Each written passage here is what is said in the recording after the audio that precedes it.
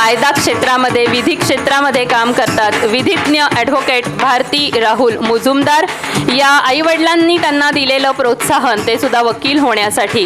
लग्नानंतर सासरच्यांचा आणि पतीचा सामाजिक कार्यात असलेला सहभाग यामुळे प्रेरित होऊन त्यांनी 18 वर्षांपासून वकिली क्षेत्राच्या माध्यमातून सामाजिक कार्य सुरू केलं.